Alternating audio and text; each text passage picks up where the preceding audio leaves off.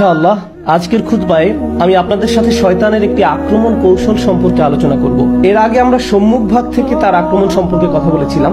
আজকে আমরা শয়তানের পেছন থেকে আক্রমণের কৌশল সম্পর্কে কথা বলবো। এটা আরেকটা ভিন্ন ধরনের আক্রমণ। সময় পেলে ডান দিক থেকে বা পরবর্তীতে বাম পাশ থেকে শয়তানের আক্রমণের যে কৌশল সে সম্পর্কেও আলোচনা করব।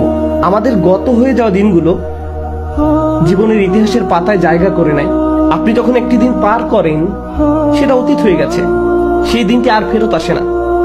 তাই শয়তানের এই আক্রমণ কৌশল উপলব্ধি করার সবচেয়ে কার্যকর উপায় হলো আমাদের অতীতকে আমাদের বিরুদ্ধে ব্যবহার করা হয়। আপনার জীবনের যে ঘটনাগুলো আপনি পার করে গেছেন, যেগুলোর বাস্তব অভিজ্ঞতা লাভ আপনি করেছেন, যে খারাপ সময়ের মাঝ দিয়ে আপনি জীবন অতিবাহিত করেছেন, শয়তান সেই অভিজ্ঞতাগুলো সুকৌশলে আপনার বিরুদ্ধে ব্যবহার করবে। কারণ মনোবিজ্ঞানের দৃষ্টিকোণ থেকে বলতে গেলে আমরা নিজেরা আমাদের জীবনের অভিজ্ঞতাগুলোর একটা সমষ্টি মাত্র। অতীত জীবনের ঘটনাগুলো বিভিন্ন ভাবে আমাদেরকে প্রভাবিত করে।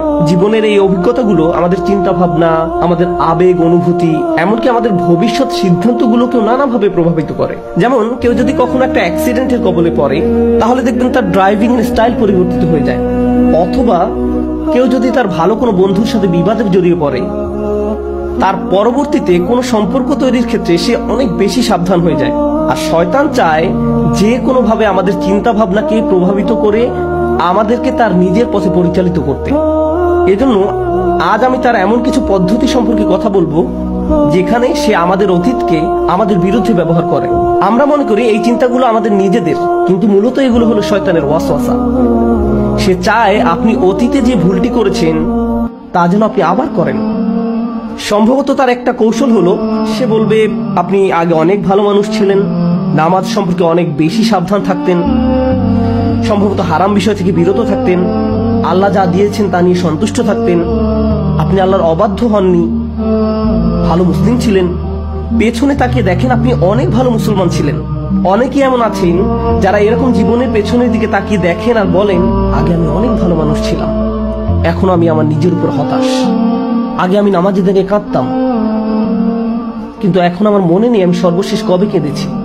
আগে আমি আল্লাহর সাথে এত বেশি কানেক্টেড ছিলাম যে সব সময় আল্লাহর কথা স্মরণ করতাম। বাড়িতে প্রবেশ করার সময়, বের হওয়ার সময়, অর্থাৎ প্রতিটি সুযোগেই আমি আল্লাহকে স্মরণ করতাম, অর্থাৎ প্রতিটি কাজেই আমি আল্লাহকে স্মরণ করতাম। আমি কথা বলার সময় অনেক বেশি নরম ছিলাম, কিন্তু আমি এখন গালিগালাজ করি, মানুষের বিরুদ্ধে খারাপ শব্দ উচ্চারণ করি, আমি মেজাজের ভারসাম্য হারিয়ে ফেলি, পরনিন্দা করি। এইসব খারাপ অভ্যাসগুলো আমার মাঝে তৈরি হয়েছে। আমি এমন ছিলাম না। নিজেকে অন্য কারোর সাথে তুলনা করা এক ব্যাপার, আবার নিজেকে নিজের পূর্বের অবস্থার সাথেও তুলনা করা যায়। শয়তান তখন আপনার মনে ওয়াসওয়াসা দেয় সেই তুমি অনেক আগেই মরে গেছো, এখনকার তুমি আসল। সে চাইবে আপনি যেন নিজের উপর সম্পূর্ণ হতাশ হয়ে পড়েন। কিন্তু বাস্তবতা হলো আল্লাহ যদি আপনাকে একবার ভালো মুসলিম হিসেবে একটা নির্দিষ্ট পদ্ধতিতে জীবনযাপন করার সামর্থ্য দিয়ে থাকেন, আর তখন আপনি ঠিকই সেটা পারেন, এর মানে হলো আপনি সারা জীবন মুসলিম হিসেবে জীবনযাপন করার সামর্থ্য রাখেন। আপনি নিজেই তার প্রমাণ। কোনো কিছু যদি আপনি জীবনে একবারও সম্পাদন করতে না পারেন সেটা এক ব্যাপার। আপনি হয়তো বলেন আমি কখনোই এটা করতে পারিনি, হতে পারে এতে কিছুটা সত্যতা আছে, অথবা আপনি হয়তো ভালোভাবে চেষ্টা করেননি। এজন্য আমি নিশ্চিতভাবে বলতে পারি না যে আপনি এই ব্যাপারে সামর্থ্য রাখেন না বা রাখেন, কিন্তু কিছু যোগ্যতা আপনার ছিল। এখন এটা প্রমাণিত যে আপনার ভেতরে সেই বিশ্বাস আছে এবং সেই বিশ্বাস অনুযায়ী চলার যোগ্যতাও আপনার আছে।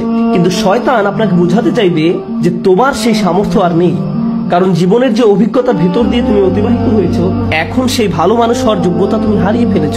অন্তত আধ্যাত্মিক দৃষ্টিকোণ থেকে বলতে গেলে ফিরে আসা সম্ভব নয়। হতে পারে ইমোশনাল অনেক ব্যাপার আছে যেখানে আর ফেরত যাওয়া সম্ভব নয়।